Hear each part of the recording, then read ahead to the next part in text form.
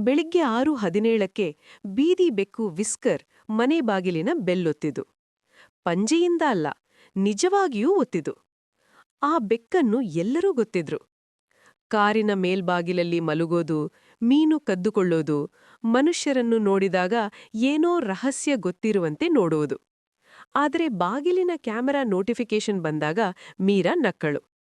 ಅಷ್ಟರಲ್ಲಿ ಅವಳು ನೋಡಿದ ದೃಶ್ಯ ನಗುವನ್ನು ನಿಲ್ಲಿಸಿತು. ವಿಸ್ಕರ್ ಬಾಯಿಯಲ್ಲಿ ಒಂದು ಚಿಕ್ಕ ಕೆಂಪು ಪೊಟ್ಟಣ. ಅದಕ್ಕೆ ದಾರ ಕಟ್ಟಲಾಗಿತ್ತು. ಮೇಲೆ ಒಂದು ಹೆಸರು ಬರೆಯಲಾಗಿತ್ತು, ಮೀರಾ. ಪೊಟ್ಟಣ ತೆರೆದಾಗ ಒಳಗೆ ಒಂದು ಕೀಲಿ ಮತ್ತು ಒಂದು ಚೀಟಿ. ನೀನು ತಡವಾಗಿದೆ. ಮೀರಾ ಏನು ಮಾಡಬೇಕೆಂದು ತಿಳಿಯುವ ಮುಂಚೆಯೇ ವಿಸ್ಕರ್ ಬೀದಿಯ ಕಡೆಗೆ ಓಡಿಹೋಯಿತು. ಕುತೂಹಲ ಗೆದ್ದಿತು.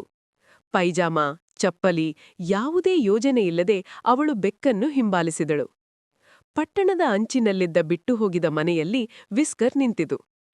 ಕೀಲಿ ಸರಿಯಾಗಿ ಹೊಂದಿತು. ಒಳಗೆ ಎಲ್ಲವೂ ಧೂಳಿನಿಂದ ತುಂಬಿತ್ತು.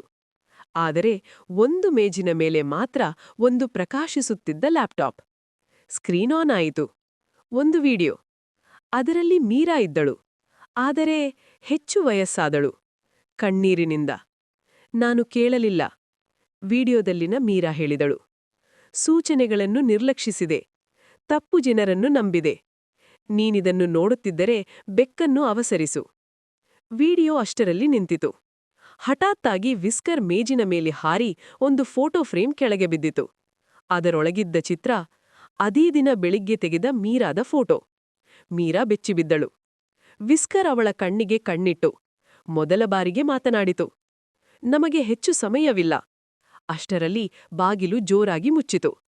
ಮತ್ತು ಬೆಕ್ಕು ನಗುತ್ತಿತ್ತು.